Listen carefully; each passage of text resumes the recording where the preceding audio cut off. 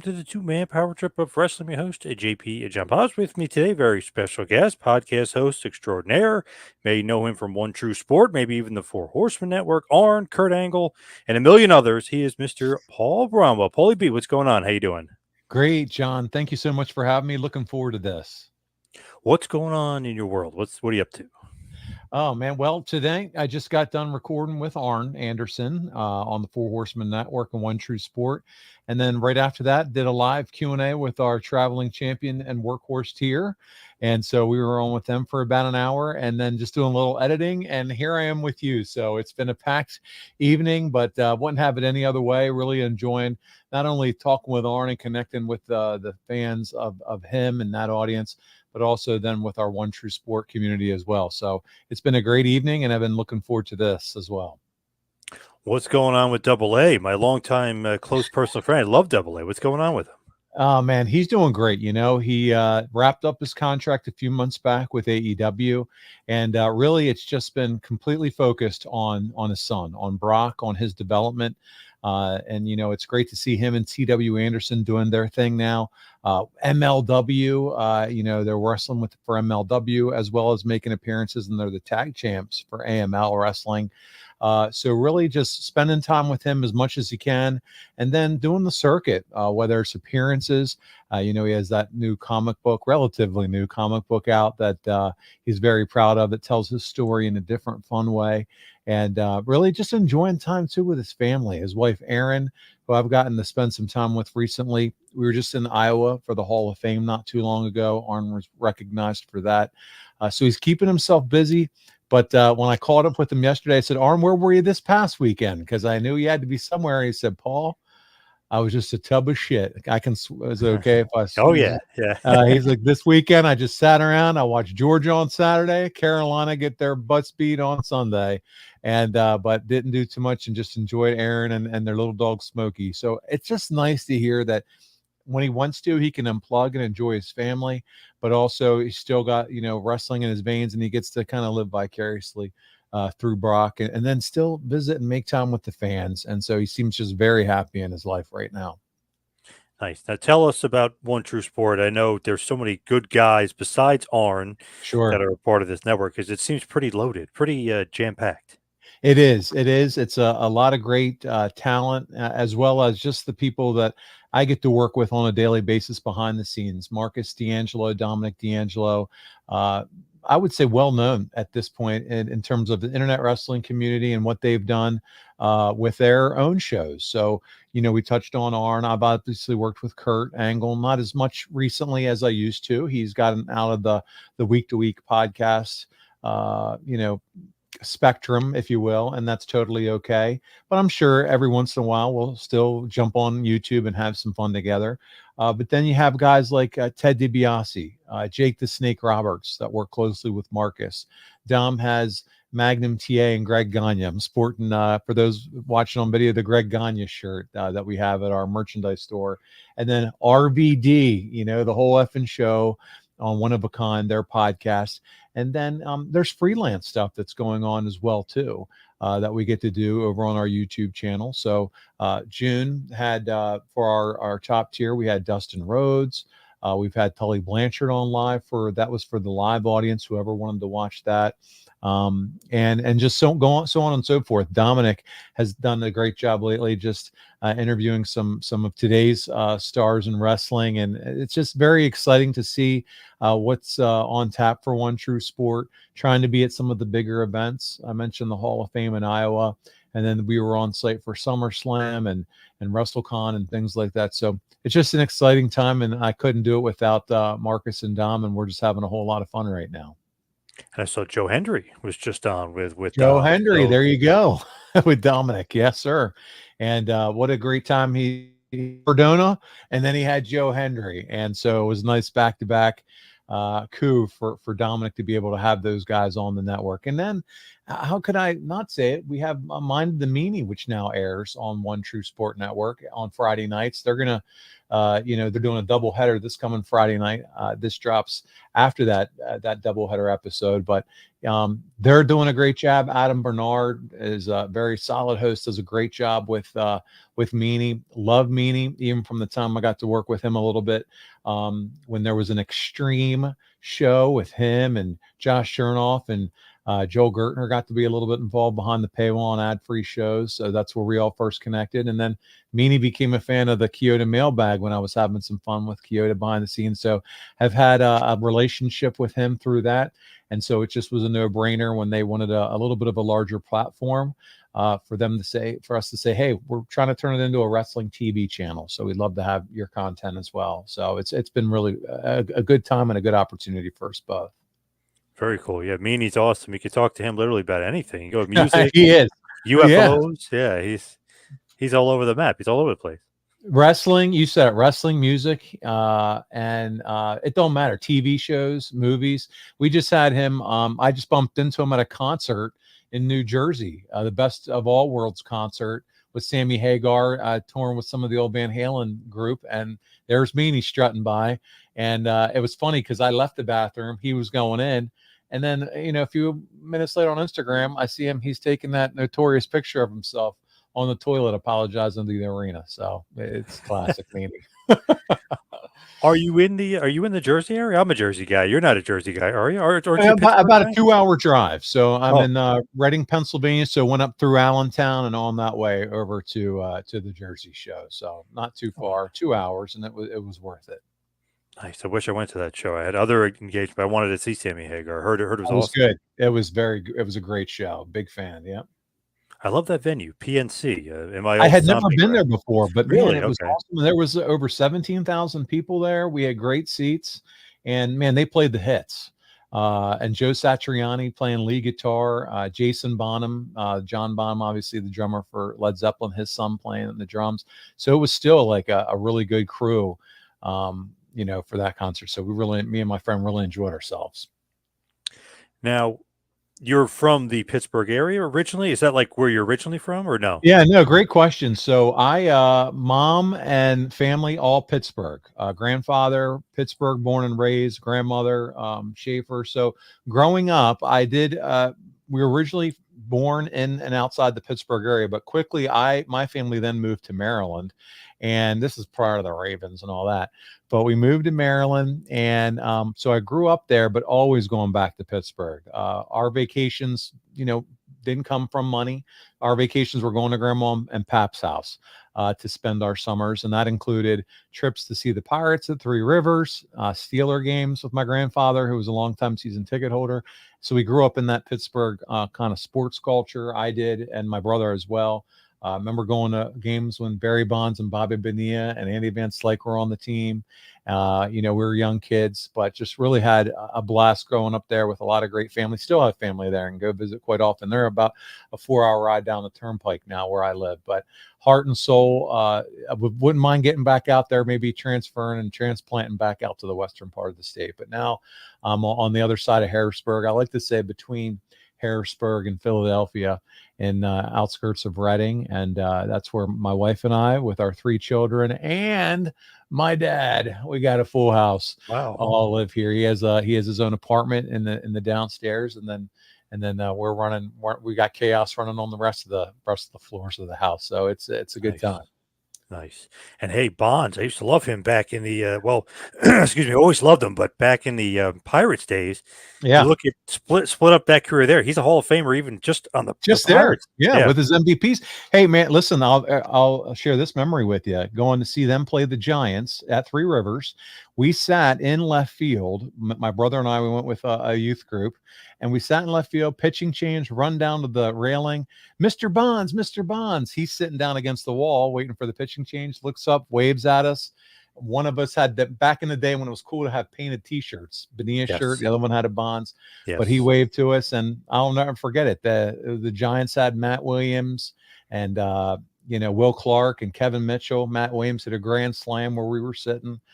Just great memories and great teams. But yeah, big Bonds fan back in those days for sure. loved him on the Giants, but I just always feel like, man, he was a Hall of Famer anyway, He even was. before the He just Giants. went in the Pirates Hall of Fame this Oh, a couple good. weeks ago with Oh, Jim good. Leland. Yeah. That's awesome. So being from somewhat the Northeast, I would Yeah. say WWF guy or no? It's funny. So for sure WWF, but also NWA. So growing up in the 80s, because Crockett would be in syndication on WPHL 17 and some channels like that. So I was exposed to Mid-Atlantic and Crockett wrestling. My dad was a big wrestling fan, so he liked the Crockett style wrestling with the steel cages, and it felt more real. But again, I remember as far back as Hogan Chic. That's kind of my first memory, WWF, rock and wrestling, and growing up through that era too. So I was split between them. And then as I got a little older in the late 80s, I also remember World Class and AWA being on ESPN.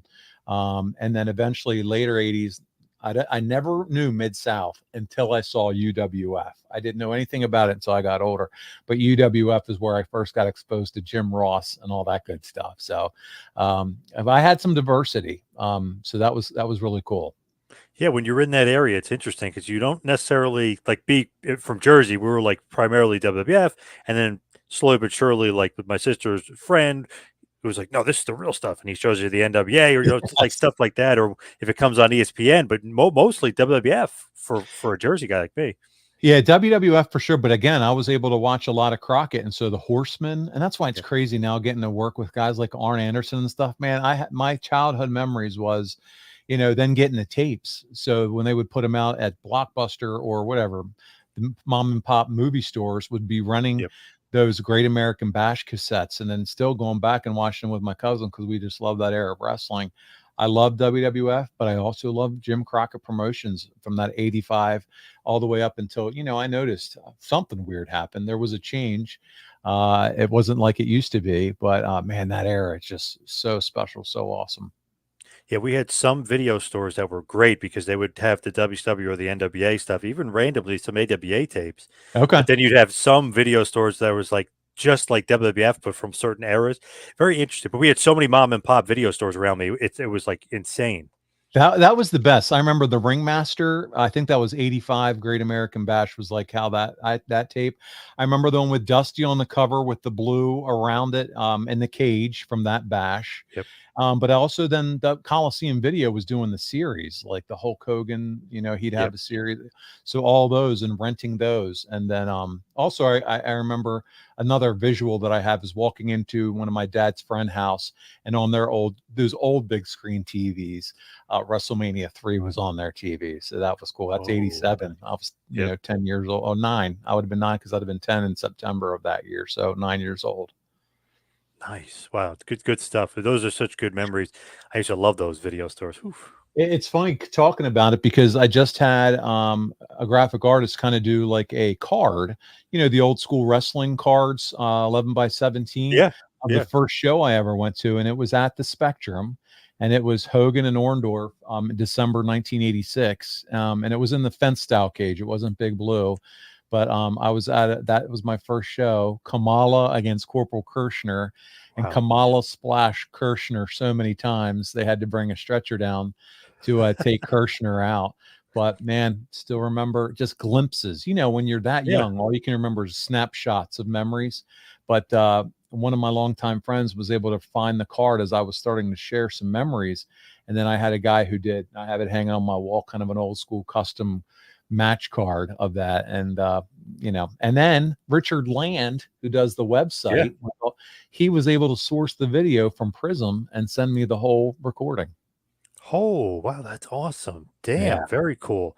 I yeah. love finding like the old card stuff. Like my first show was 1990. I'm a few years younger than you, but not much. But my first card, and I'm like remembering, like, oh my God, that's right. For some reason, Iron Mike Sharp, I always, for some reason, I liked him because he was the first guy that came out. He was the bad guy. And then Hercules, it was the second guy out. So funny, you remember little bits and pieces. Yeah, that's This awesome. is the Yeah. card that I had made, right? So I'm trying to Yep. show it so it's not a glare. But you mentioned Iron Mike Sharp. Here he is right here against Jose Luis Rivera. Okay, on that card. Hercules, you just mentioned him. He was against Billy Jack, Kamala and Yeah. Kirshner. But it's Awesome. the whole card. And when you look at it, it's like Heart Foundation. Harley Race, Junkyard Dog. I mean, Blackjack Mulligan. It's like a Stacked. who's who of Hall of Famers Yeah. that I got to see in person, and it's like I don't, and obviously didn't appreciate it as a kid, but now it's like, man, that's so cool. And I vividly remember, which is crazy, because we were in like the second row of this house show, and these two crazy older ladies were in front of us. And when the Bushwhackers came out, they're like, Oh, "Please lick us, lick us." So they were licking them in the head. We're like, "Wow, these women are nuts!" Oh they my are. god! Oh, no doubt about it. No doubt about it, man. Great But memory. you gotta love the Bushwhackers. You gotta love the Oh Bushwhackers. yeah, you got Yeah, to. I mean, as long yeah, as they didn't stick the old ladies' heads in their armpits, you got to draw the line somewhere. yeah, yeah, yeah. Didn't do that, but they did lick them in the head. We thought that was kind of crazy. That's fun. But those old school shows are awesome. Just because I Awesome. don't know, you can have more fun on the house shows than on TV for the most part. Absolutely. And it's, and then I start to think about the shows that I got to go to after, and I'm like, man, some of the stuff I got to go to, I didn't really realize the significance or importance. I remember being at the Bob Carpenter Center, because again, Maryland, I lived on the Maryland Delaware line. It was in between Philly and Baltimore, but they would do back to back to back tapings for Raw. When they were doing Raw for a while. So Bob Carpenter Center, the year that The Ringmaster came out with Ted DiBiase, I was at the show, and I'm like, holy cow, that was the debut of Steve Austin coming over to the WWF. And it's like, now I can say I was there for that, just thinking about it in retrospect. And I had a friend and mine, who, one of our dear friends I know that we have in common, I got to go to the Great American Bash in Baltimore in '96. Kevin Sullivan battling Chris Yep. Benoit right up beside me. And it's Awesome. I'm on the on screen there, the same one where Bischoff gets powerbombed. Just so many awesome memories, John, tied to wrestling, just as a child and then growing up through. It's been a fun ride. Might be my favorite Sullivan match. I love that match at Great Yes. American Bash '96. That might be the best WCW pay-per-view. If you look at it top to bottom, it might be. It could be for sure. I remember reaching over and tapping Sullivan on the back. I've gone back and watched it on Peacock, and I'm like, there I am, full head of hair. Okay, very different. Yeah, Most yeah. people would never even trying to find me wouldn't know it's me, but man, so cool. And again, the power bomb off the ramp Oof, that on was awesome. Bischoff, that's a memory. And those are the days too where me and my buddies would then go to the hotel afterwards and try to meet them, and we got lucky with a lot of people. Got to meet Miss Elizabeth and Deborah, just Kevin Green. I mean, I'm a Steeler fan, so that was cool, but a lot of good times. Cool stuff, man. Kevin Green, awesome. Yeah. He could have been a wrestler, and he would have been just as good. Like if Oh, he did it full absolutely. time, because he was awesome when he was a part-time wrestler. Yeah, exactly. With limited training, look how well he did. So I was at WrestleMania 15, and Okay. it's weird the way it was set up. We're first row, but it's like we're oddly positioned. So when Rock and Austin go in the crowd, I was rewatching it.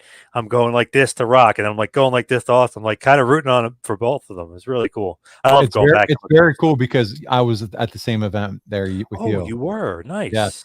I was on First, the were you first row? I was not first row. You got me beat there. That's Damn. awesome. I was floor, but I was behind the announcers and several rows back on floor. I was a rookie. I would never get that seat again for that much No, money. If I'm nope. paying that much, I'm sitting closer. But I got a chair.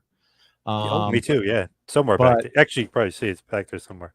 but I'm the idiot who, when I got married, decided to sell it on eBay. And so it's Oh, one of those collectibles that I went through a stage where I got out of wrestling, yep. and it's like, what dummy. I had the WrestleMania 15 collector's chair gone. So Damn, that was a good chair, and yeah, oddly shaped from the other ones. Like you actually had the full seat on it. it Remember the did. other ones kind of had the carving of the It was seat the on the bottom? carving of a seat. It wasn't the full, like to your point, it was a big square pillow Yes, style seat. Yeah. yes, yep. Yeah. Definitely different, almost like boxing style or Yeah. those different style seats. But I still have mine. I almost sold it because I wanted it to get some money. Pay the Sure. I mortgage was at and that all point this other stuff. in my life, Yeah, and I was like yeah. and I was so stupid, and I sold a lot of stuff that I had picked up too at WWF New York. Oh, Because I had been to that restaurant with some friends in '99, 2000, and I bought one of their leather menus. I just started to get everything, but again, through that phase of life, I'm like, what am I going to do with all this stuff? And just made some really poor choices. yes, yes. Hey, Uh, we've all been there. yeah. Um, But the reason I was able to get those good tickets for WrestleMania 15 was because I went to a show before that, and they were handing out the little pamphlets so you can get your tickets early. So that's how we were able to get such good seats, even though we paid an insane amount of money at that point for them. But it was really cool. It's like, what a different era. You had to go to another show to try to You get had to go like, to it was like a house show, wasn't it? And they yeah, announced yeah, WrestleMania, and so yes, that's when we ran to the booth and bought our ticket. yes, yes, I was yep, at that show too because that's how yep, we bought our tickets. It and wasn't internet, dude. You weren't going on your phone and yes, trying to do anything. yes, Yep, that's and you how it would worked. never have to do that today, right? I mean, right? I No, mean, you just wouldn't. no way. And for the ticket you had at that event, could you imagine how much like? No, do you remember how much you paid for your ticket back then? 450, I think I it was going to say was. I was a 400. I was 400 range for my floor Yep, seat. I think it was Yeah, 450. Yeah. yeah, yeah. So today, what would that be? 10,000 probably Oh, for easy. first row Yeah, mania. they don't they're selling first row as part of diamond packages and all this other stuff. So absolutely.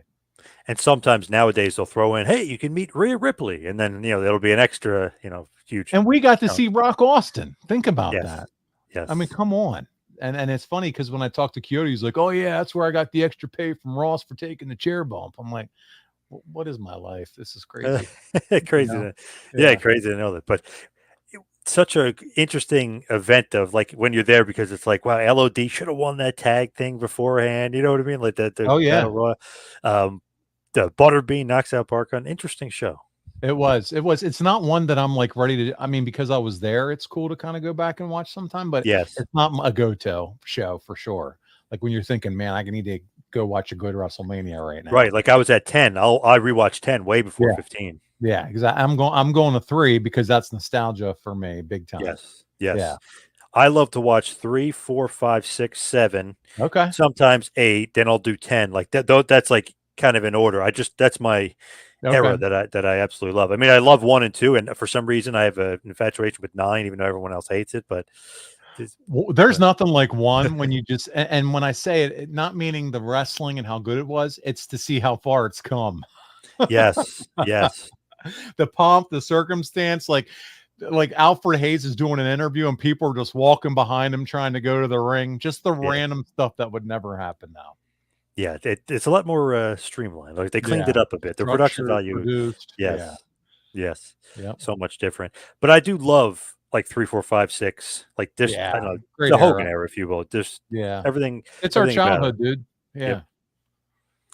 The Hogan era. Was that your favorite era, you think? Just not even just WWF, but just in general, because so many people will argue today is better. But I always say I love today, but I think yesteryear was probably better. Well, and two, it's just because of the point in which of our lives, I felt like were so much better than Hmm.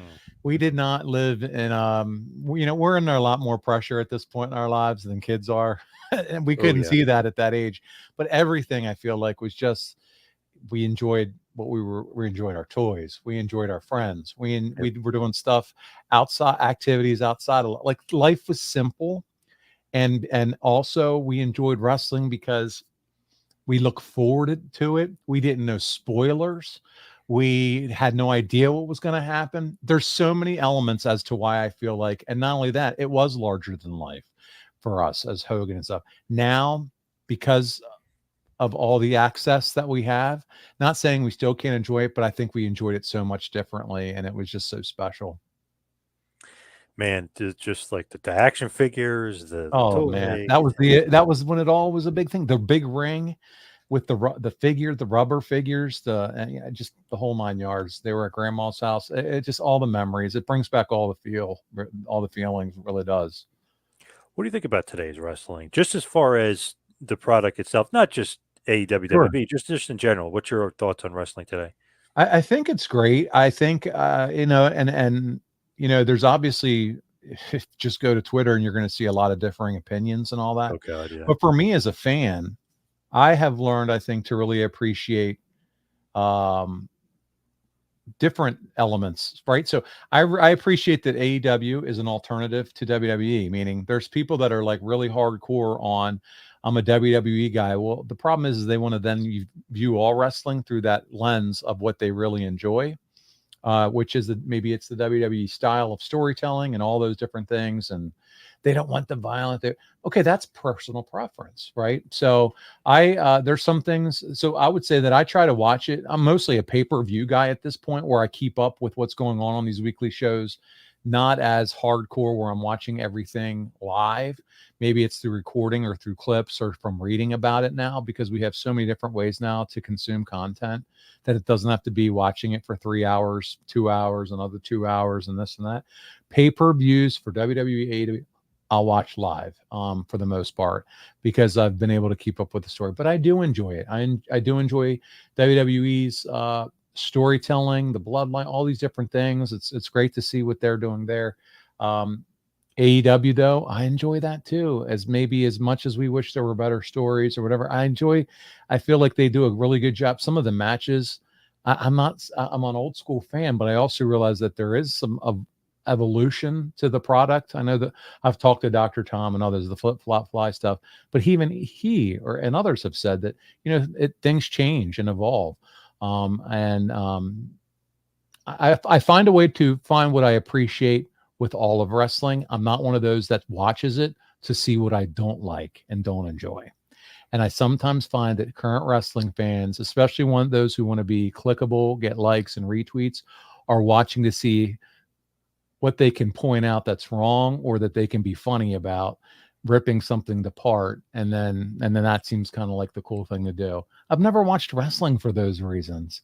I've watched it because it's why I watch the Pittsburgh Steelers. I want to cheer and enjoy and hope we win. Same thing with wrestling. I want to win as a fan and hope there's a cool story and a good match. And I'm not necessarily always trying to I know it's scripted, and I know the goal is to not kill your opponent, although some may say after this week there was a murder, but or last week, whenever you're listening to this, but there's supposed to be, it's supposed to take us on a ride. And sometimes the favorite show you watch on TV has hit or miss episodes, and some seasons are better than others. You just got to sit back and watch it. I'm just not a knee jerk guy with wrestling. I enjoy what I enjoy, and the parts that I don't, then I'm not into that storyline as much. But you take the good and you take the bad. But I still love professional wrestling. Yeah, it's much more like a buffet. Like the Wyatt Six, for instance. I'm not like a huge Wyatt Six fan, but I'm not. Yeah. I don't not like them either. It's just like, what? I'm like, all right. That's not maybe my thing. Yeah. Right. So it's like that's just a part of the show. It's not like the show sucked. I was like, well, yeah, okay, that's right. But I'm not I like shit all over it. You're exactly right, John. Yeah. But it's like, wow, I love this Liv Morgan, Dirty Dom stuff. I'm all into that. Yeah. You got my attention because I was an Attitude Era guy. Come on, you got to think about my age. Yep. I was the age they were going after, the demo. So yes. I love that era of wrestling too. And because it was revolutionary, it was like, whoa, they're doing and saying what in wrestling? And, we're at probably college age guys. We're like, we're enjoying that stuff. So that sucked me in. And then the battles with WCW and WWE, it was all in through that stuff. And now, it's obviously a different era. But man, I also understand, having watched it for so long, you can't have just one company. We want more than one. And so I want it to be, and you know this as well as anybody, having worked with former talent and current talent, you want to see opportunities for the boys and the girls and everybody to be able to make money and be successful. This is why we're here right now talking about wrestling, because it is so successful. So I want everybody to do well, and I don't want to turn into this. I don't want to turn into this headspace of just constantly dwelling on the negative. It's not good for me as a person in general, let alone as a fan. Yeah. And I feel like, especially lately, maybe AEW aside, but WWE selling out like crazy. I just saw MLW had a hot streak, right? GCW had a little bit of a hot streak. NWA sold out Philadelphia, which they haven't been to in forever. TNA had a hot streak of sellout. So it is great to see that there's a lot of different organizations, especially WWE, killing it right now. Oh, you're without a doubt. And it's cool too, because it's nice for the folks that have semi-retired or retired from wrestling, because you know what, that trickles down to them. The meet and greets are popular. Yeah. The Comic-Cons are great. It's good for everybody. Totally agree. And it's just one of those things where it's like, okay, if it's WWE is popular, then maybe you get more eyeballs, and then maybe they think about the legends, or you know what I mean? Like that's right. Just, even like contracts. Yeah. Yes. Yeah. Yes, Jackie, Victoria, Bret Hart was just on Raw. So it's awesome to see them bringing the legends back because then maybe they can make some more money in appearances. It's a total win for everybody, man. And these networks that are willing to pay big bucks, Netflix, whoever, who knows what will happen with Warner Brothers. But Yep. these are huge money deals. Fans can say what they want, but at the end of the day, we're still going to continue to get product. Hopefully it continues to get good and better. You know, we talk about AEW's ticket sales and things that are happening there, but I want to see him turn the corner and continue to get better. And so that's my goal. That's my hope. Well, they did still. You still got to give them credit. 45,000 at Wembley is still pretty good. You know what I mean? It's awesome. It's awesome for a 5-year-old company. Yep. 45,000 people. Come on. Yeah. In the States, it's a hit or miss. Certain markets, obviously, Sure. but they can hopefully pick up some steam or hopefully pick up some momentum. And I think Arn and I were talking about this. We as the US are spoiled audience when it comes to live events with wrestling. Yeah. Oh If you yeah. think of, I mean, we get to see something in Philly or wherever every 6 months they're in. So it's really cool now, I think, with what the companies are doing. WWE has been doing it now for a little while, and AEW you're going to start seeing doing it more, especially next year with Australians. Go out to the world and do these international shows. First of all, the environment and how it comes across on television for us is so much better because they're rabid and they never get to see what we get to see. Yep. So they're not spoiled in that regard, but then they sell out, they make a lot of money, merch. So and we as a we continue to evolve with technology. We can watch it live and we hear they're tweeting and all that. So it's really good for the business too, that they're going global. Even when they're here, it's funny, like MSG, they're here a few times a year. 19,000 people were at the last MSG show for SmackDown. It's like, I haven't seen that number since Austin was at MSG. Even last year when Punk returned, it was like 16, almost 17,000. Something. It was a lot, but man, they had to open up seats at Madison Square Garden. I haven't seen that. That's Do that incredible. in decades. Crazy. It's incredible. It's red hot, man. Cody and Cody Rhodes. I mean, who would have thought 4 years ago we would say, and Cody Rhodes is the face of WWE, spearheading this incredible, Right. momentum. Obviously, Roman and the Bloodline help build, but they're riding the back of Cody as the world champion. And there's no letdown. To your point. Yeah. It's almost making just more money and more I money and know. more money with him. Yeah, it's unbelievable. I know a good friend of yours loves Cody, and obviously he's a good friend of Cody. He was defending him the other day. I was just shocked that some people were like saying was doing a good job. I'm like, all you have to do is look at his merchandise sales, the Fanatic sale, the ratings, I don't know, every metric. He's That's why I takes a lot of it, John, with a grain of salt. It's just you're never going to please everyone. We, in what we do, working with these wrestlers, we take flack over the years.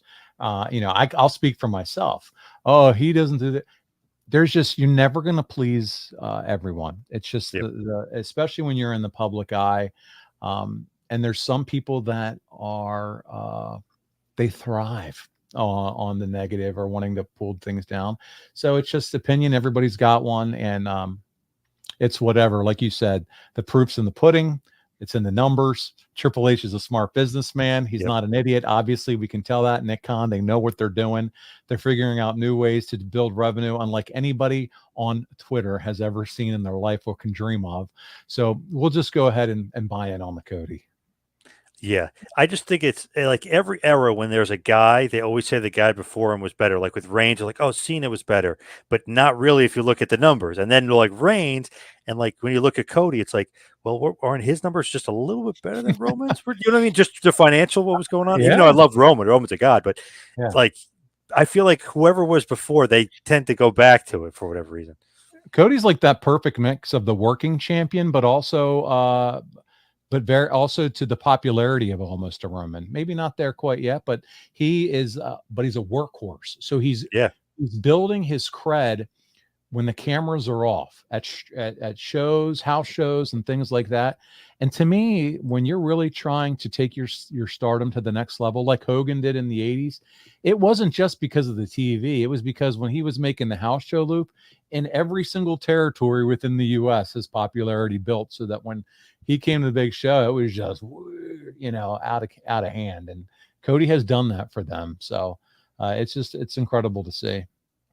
And I love if you go to house shows and let's say he's the halftime main event, if you will, the intermission main event, he stays out there for like 15 minutes and just makes his rounds and rounds. It's like, wow, this guy really is the number one guy in the company. What's he doing? Making a round. He's got to get out to the back. But you know what? That makes an impression on the Yeah. moms and the dads, people Big that time. aren't even necessarily wrestling fans that Big are there. time. Like, that guy is awesome. And now you've just made fans for life. So So to me, cool. that's where. And when you think of Cena, you talked about him. Yep. Yeah, he was popular with the ladies and the kids. But guys my age, again, is he going to win again? I mean, so there was always a little bit of a divided audience with Cena, but Cody has really proven to surpass any expectation that I would ever thought from him on this scale. Drawing power way more than Cena. If you just look at sheer numbers, way crushes Cena in every metric. But it's crazy to think that Cena got booed by at least 50% of the audience. Cody doesn't get booed at all. Never Not gets at booed. all. But you know what? And everybody says this. One day he'll make a great heel because of it. Yeah. Yes. I agree, just because he's so good. And I remember when he was a heel that he was really good at playing a heel. So it's like I could see it. He's so white meat. He's going to be a great heel. Yes. Very Homelander-esque, which I know so many people always say that. But if you look at that character, that like he's pretend, oh yeah, I'm a superhero. Oh, I'm going to save the world, and he's really, he's really a dick. Like I could see Cody pulling off, yeah, for sure. Yeah. And that's going to be. I mean, it's like the Hogan. He was the white meat baby face, and then when he turned, it was one of the biggest heel turns, if not the biggest of all time. And he was still made it cool and made so much money on that. So. But he'll have it in him, and it's going to come. It won't be like Cena where they never had him turn. I feel like we'll get that one day for Cody. Yeah, that was I don't know. I feel like a huge mistake. I know they think that, then the kids would have hated him, and then the adults would have been cheering. They should have made him heel. Yeah. Yes, needed to have the heel turn. That was, and the Super Cena thing where he beat everybody for a while. That was brutal too. It's like, he's never gonna lose. It's like, this I is know. crazy. Oh, I had friends that were like, I'm done with this shit, and like get mad at the end of pay-per-views. I'm like, guys, come on, it's wrestling. Let's settle down. But that's how they were getting tired of him. Yeah, too much. Yeah. Cena. Yeah. So right now, are you like more of a WWE guy, would you say, or you're just in it for you'll watch everything? Yeah, so I wouldn't say I'm more of a WWE guy. I would not categorize myself as that. I would say that I am more of a WWE, AEW, like the two main products. Like if I'm going to spend money or spend time, I think that's a great way to put it. It's going to be watching one of the big two. And I think you can call them the big two at this point in terms of exposure and all that. And it's usually like if it's a pay-per-view, I'm going to sit down and watch it, or a PLE. Let me get the right term. Yes. I will dial in and sit there for 3 to 4 to 5 hours. Yes, I don't mind getting my money's worth for a show. I'm not going to complain because it's too long. I just spent $50. I'm okay, whatever. But I will watch both their main shows. I haven't really fully. My one closest friend in the world sends me NXT stuff all the time, and I just haven't been able to keep up. Why? Well, a lot of times on Tuesday nights I'm recording with Arn, or I'm doing this or that. I also enjoy other shows. I watch True Crime. I watch Pirates baseball, even though they suck. But I have other things that I like to do too in a family. But I will watch all the pay-per-views, and I do keep up with what's going on storyline wise, and I will rewatch angles. Believe it or not, Wednesday night is a slow night for me in terms of actual workload. So I probably watch Dynamite a little bit more. I'm excited to hear that Raw is going to 2 hours, believe it or not. Yep. So I think that'll help as far as keeping up more watch time for that product. I think that's why I love SmackDown so much because, first of all, they've been killing it and knocking it out of the park. But 2 hours, it's so much easier to watch than that's a home run, man. It is. When you're talking weekly episodic television, because right now it isn't Netflix and there are commercials and going in and out of segments, and we're going to go to this small screen over here. It's just we are a short attention span society, so it's going to be better. Yeah, 2 hours is perfect. 1 is too Yeah, short, 3 is too long. 2 hours to me, yeah, with I the agree. commercials, is perfect. And I feel like SmackDown maybe the best show of just. I know Cody's I on it, but agree. it's just Yeah. just like what they're doing storyline wise. Hell, the Bloodline, it's awesome. Now you got Jacob Fatu. You're wondering if he should be the #1 contender. I mean, I don't know. I've been really enjoying SmackDown. Yeah, they have found a way to continue to evolve that storyline way further than I ever thought. I mean, it's helped that they've been able to sign the talent to continue that and bring those guys on, Jacob Fatu and others. But done a really masterful job. And I think you got to credit guys like not just, Triple H and Pritchard, but Heyman. You can't tell me he's not all up in that too. Yep. So some of the smartest guys that have ever worked in wrestling, Michael P.S. Hayes, have all been very instrumental in putting that together. And I think when we look back in time, it's going to be, well, similar to, and I can't even say it, probably maybe even better than the NWO type stuff. I don't know. We'll see. It's still not done making money yet. So funny, like to think about that, like nothing will ever beat the NWO. But this storyline's been going on almost 4 years, and somehow there's no end game because they just made Solo into a credible, world champion. If not world champion, but world champion Yeah. contender. Yeah. That Jacob Fatu should win the title, could win the title. Like, We'll I be mean, there's next. so much. Yeah. Yeah.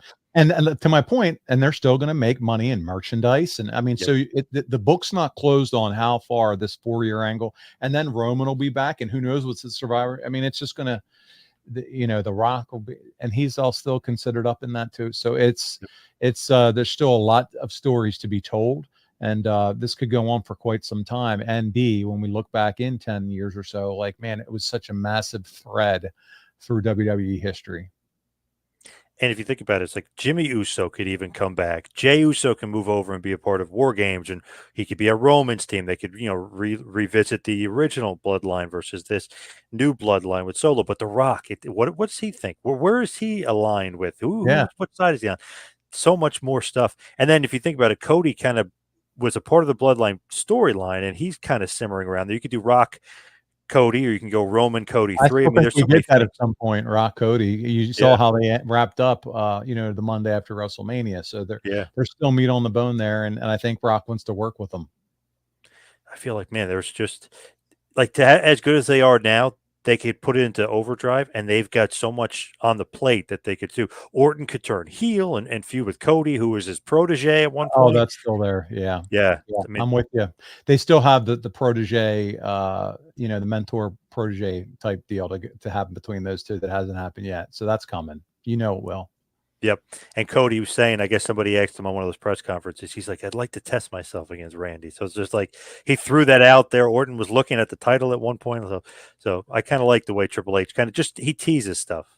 It'll be interesting too because the retirement tour of Cena in 25, he's going to want to weave in as many of these guys as possible. You got to think to have retirement, to have his Yeah. final matches against. So it's going to be interesting to watch how they weave storylines, consistent storylines through 2025 to not only maintain some longevity through these storylines, but also make it work with the Cena farewell tour. Because it's got to be more than just, hey, Cena's wrestling him, make sure you watch. There's going to be some storylines tied through as well. So it's going to be interesting to watch how they make that all work. I know they will, and I'm sure they've been thinking about it. Even when Cena did his press conference to announce it, he said, we've already been talking about what's to happen next year. This is months away. So the fact that I'm sure they're laying out blueprints for what that is going to look like, it's going to be exciting. Do you want him going after the title? Do you want him to go after the 17th championship? Man, that's a great question. Again, I mentioned earlier, I always wasn't one of the biggest John Cena fans. So that part of me says no, but he did give up so much. He has dedicated so much. Then there's the softy in me that realizes the dedication and how he did carry the WWE for so long. You think about Make-A-Wish, all that good stuff. If he wants to, as part of his retirement journey, okay. And I'm sure they could do it where they make us all verklempt and tear up and so special. WWE, nobody knows how to do that better than they do. But I don't think he has to for it to be a successful retirement run for him. So as far as you were saying, the Pirates, Not doing so good. I thought they were. I thought they had the head of a bright They future. were until the All-Star break happened, and then man, they hit the wall. We made some good trades, I thought, at the trade deadline, but it just fell apart. We had a terrible August, probably one of the worst Augusts in baseball, and we got Paul Skeens now, stud pitcher. Yeah. Yep. Jared Jones is right behind him, and he was on the disabled list of look, but just recently came back. Mitch Keller. You talk about a nice trio of arms to build around, and some guys coming up next year that are going to be, as we always say in Pittsburgh, guys coming up next year. But some more pitching depth. It's just that when you go into the ninth inning with 1-run lead and blow it, we've had that issue, and then a more consistent offense. It's cool if you have all this pitching, but if you're not, driving in any runs, so we still have some work to do, and it's always going to be frustrating for the Pirates fans that had the owner of Bob Nutting. He owns Seven Springs, which is a resort. That's where he made his money out in the western part of the state. Bought the team. Most of the fan base would forever love Mark Cuban. He's been a lifelong Pirates fan. If he would finally just say, please buy the Pirates, because he would make us a contender just on willpower and bank account alone. But Right. lately, the last few years, he said, no way. He doesn't want to do that at this point in his life. But I feel like we're going to need different ownership that's ready to invest full board to keep up with today's Major League Baseball. I mean, you're talking about, teams like the Yankees and, Dodgers. I mean, these guys are ready to open up the paycheck. It doesn't always have to be your team that wins, and I get that. But at least be willing to spend half of that to really be super competitive. And I just don't know that we're there yet. So we've drafted enough in the top 10 the last few years. You got to hope one of these years we at least make the wild card and make some noise. So we'll see. You got to be like the Rays and just accumulate all that talent. It's like you just can't not be good. We can't miss all that talent for years. Picks. That's the key, man. We can't miss on those top 10 picks. And we took Henry Davis a couple years ago, and he's been sent down to AAA and back and thing. We just got to hit on those every single time, based on where we're at with our payroll. So. Are you a Steelers guy? I'm a total Steelers guy. What do you think about them this year? I feel like the defense, again, is going to carry them, and their field goal Absolutely. kicker is going to have to be Mr. Chris Boswell. I mean, come on. He was kicking 50-yarders left and right. Love our defense. Probably, I mean, every year you have a TJ Watt. You're like, please, Lord, let him stay healthy, because he is such a game wrecker, a game changer. He proved it again in Atlanta this past week. But I also love Alex Highsmith and Cam Hayward and some Patrick Queen, who we brought in. Minka Fitzpatrick's there. Joey Porter Jr. now, sophomore year. There's so many guys' names that I just mentioned that a lot of people have heard of, whether you're a Steelers fan or not, because most of them have made Pro Bowls or whatever. So we have a lot of great talent on defense, to your point. The question mark is Justin Fields and Russell Wilson. So Justin Fields did enough to help us win against Atlanta. Now we go into Denver week 2.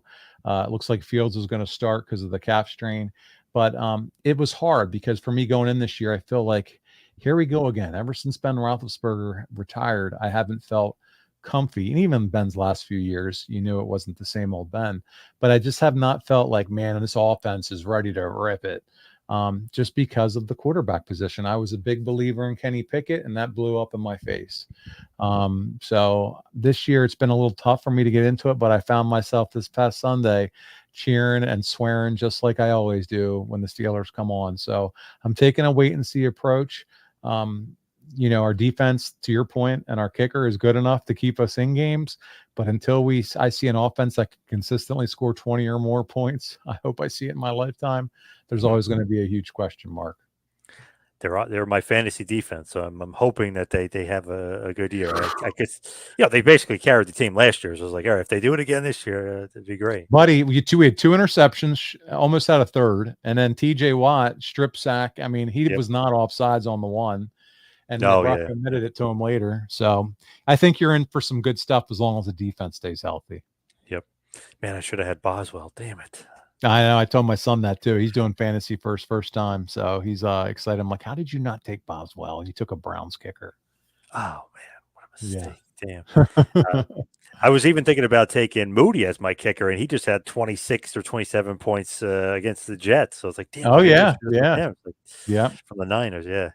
He's not a bad pick either, because who knows if Brock Purdy, how much he's going to get it in there. So we'll see. Yeah, it seemed like even though they were killing the Jets, I mean, the guy had 5 field goals, so it's like, geez, I Yeah. mean, he just can't, put it into the end zone. I know Ayuk dropped the one, but still, I mean, he can't put it into the end zone here.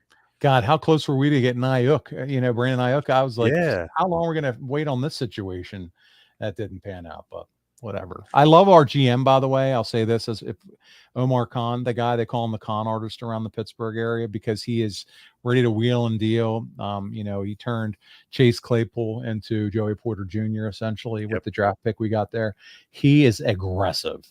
And we weren't used to that. And the moves he's making feel like everything he does is.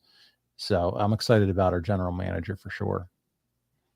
So as we hit the wind in here and head towards the finish, what is next for you? One True Sport, the Horsemen, what's going on? What's next? Yeah, I think for us, John, you're going to see a lot more when it comes to starting to form more and more agreements with a lot of wrestlers when it comes to our merchandise store. I think that we have an opportunity to provide something a little bit different than when you think of content creation. There's a lot of saturation in the market with podcasts, and we added this guy and that girl and this person, and we're going to do this show once a month and that's all well and good. But when we left ad-free shows, Arn and I, it was, oh crap, what are we going to do for a merch store? Because you do very well. You own the Horseman trademark, and we need to work on something. And honestly, I had been talking to Marcus about the One True Sport concept. But it really, I think, forced us to put the gas pedal down and develop it. Well, as we've built our merchandise site out, now Tully Blanchard's a part of it, and Nikita Koloff, Paul Orndorff, the stars that I've already mentioned that are part of our shows. Now we're finding ourselves in different conversations with wrestlers, even wrestlers that have passed, right? So Bruiser Brody's wife, we were working with Barbara, and we now have a Bruiser Brody merch shop. Wahoo McDaniel, and we've worked with his wife, and Wahoo is going to have his own store.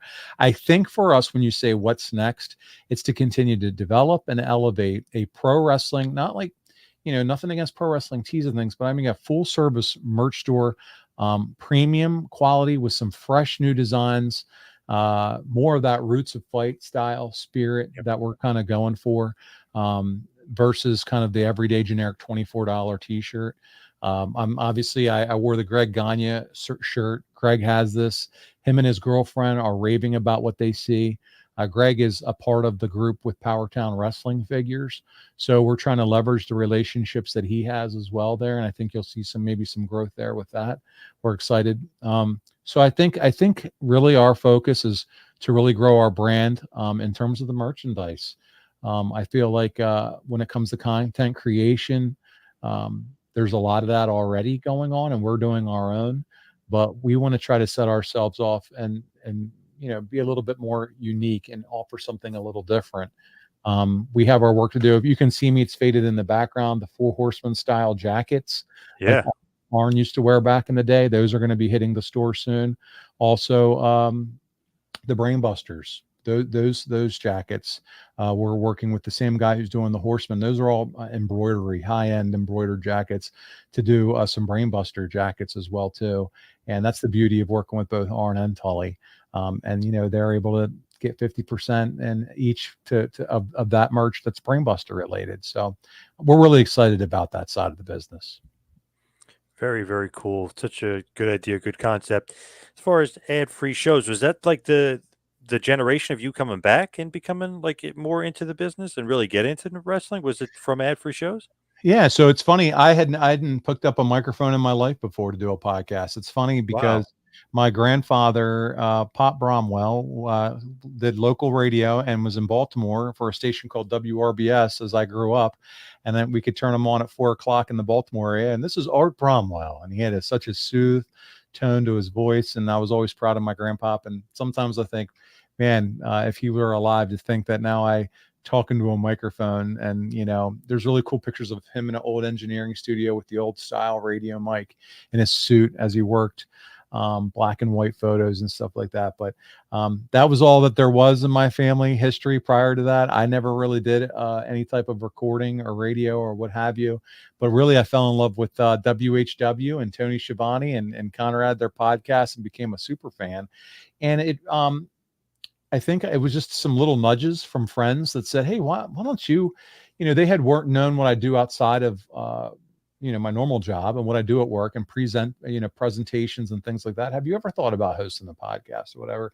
But it put me on the learning journey. Just to give you the Cliff Notes version of what it would do to host a podcast, to learn more about it from all the way through the technical side, from post-production, Adobe, all that, self-taught through YouTube. And then I did take some certification classes on Premiere Pro and things like that, just to continue to enhance my ability. And not only that, because of what I was doing, as I dipped my toe in the water and Conrad started to get familiar with some of the work that I was doing, that's when he and I started having the conversation. Hey, I'm going to need some help with ad free. Would love to have you join us. And so that was 4 or 5 years ago. And that started my whole journey with them. And so that's when I really learned the ropes inside and outside. From there, now I do, my bosses at work found out what I was doing. And now in the shoot job, should I say, I host a weekly sales podcast for work. And I've built a small sales studio. They gave me a budget to do that. So we do video work as well. And now we communicate to over 1,000 sales team members through the organization with my communication team. So it's really cool to see how it's also been able to help me in the outside world too with some of this work. But I think for me and Arn, as we continue to grow, we just decided, hey, let's really get involved more on the YouTube side of things and not do a weekly show, especially with his wanting to travel more and be with his son more. And also his story of his career, it's not evergreen in terms of once we tell the story from month to month or whatever the case, there's shelf life to it. It's not going to last forever. So with our new schedule, it's going to allow us to extend out our story. Also, it gives us an opportunity where we can do more Ask Anything and have live YouTube audiences. And that interaction alone has added a level of hilarity and just made our shows so enjoyable to do. So we did branch off, but like I said, then it forced the decision. What about merchandise? What about, what if you wanted to take advantage of a YouTube membership, those types of things. And that's what really started the conversation to evolve into a different way. So it's been good. But yeah, I would say I started with a baby podcast called Saved by the Pod, which was like a nod to a nostalgia 80s, late 70s, 80s, and 90s movies, TV, and music, and then wrestling. So we cover one pay-per-view from June 1987, whatever, or a show. And then that would be the end. And then before that, it was like the top 3 songs of that month, the hit movie. And because, who didn't love in 1985, Back to the Future, or talking about Thriller, Michael Jackson. And we play snippets and samples and all this post-production. And I was with 2 friends and we had a great time. And we built up to about 1,000 listeners a week and had a merch store going. And I think some of Conrad's friends listened to it. And that's how the evolution of the relationship started. But so it's been a wild ride and a fun ride. And now I've gotten to work with so many great, talented people. It's been a blessing, man. So fortunate. Nice. Love that. Speaking of the YouTube, where can everybody find the One True Sport, the Four Horsemen, and even the merch stores and everything? Where could everybody find it? Yeah, just go to onetruesport.com, making it nice and simple for you to find our store. If you go there, you're immediately going to see right now we're displaying our spotlight as the Bruiser Brody shop. So we're really excited about working with his wife. And it was funny because when we talked to her, she said, you know what, you're one of the first groups that's actually reached out and gotten my permission. And to us, that's important. So you'll check that out, and then you'll see the link to the shops and see a lot of the other shows as well. To find us on YouTube, it's at 1T Sport Network. 1T Sport Network, the number 1T Sport Network, or you can search a One True Sport or 1TS. As far as the Four Horsemen Network, you can search for that or search for Arn on YouTube and find that. But that's really it. We're all on social media as well. But I would point you to, again, our website, onetruesport.com. Make it nice and easy. And then, again, you can search for us on YouTube and the Four Horsemen Network. There are 2 separate YouTube channels. One's more Arn driven, and we have the Magnum TA show on there as well. And then One True Sport is where you're going to find Mind of the Meanie and a lot of stuff that we'll go live with as well throughout the week. I think Lance Archer is now doing a show with Marcus on that, the Hawk's Nest. So he goes live on that as well. So it's an exciting time. We're loving the YouTube work. It gives us the opportunity to connect with our audience live. They can ask questions, and really enjoying too. Again, like I said, the opportunity with the merchandise. So please give us a look and check it out. Where can everybody find you on your socials? Yeah, so I am at Pauly B Well, P-A-U, I can't spell, dude. It's late. Pauly B Well. And that's on Instagram as well as on X, Twitter. And so you can find me there and connect with me. I'd love to talk with you, meet you, whatever the case may be. But it's at Pauly B Well. And yeah, man, really looking forward. I'd love to connect to folks and hear their stories and meet them. And also I get ideas for merch from people too, fans that love wrestling. So anything you want to share with me, I'd love to connect with you on there. All right. Awesome. Pauly B, thank you so much for all the time. Really appreciate it. Yeah, absolutely. Thank you so much for having me on, John. I've heard of your work and knew of your podcast even when you introduced me. And I knew you got to work with Kevin Sullivan for a while, and I got to, as well, behind ad-free show paywall. Yep. And so when you reached out, it was a no-brainer for me. I was looking forward to being able to do this with you. Awesome.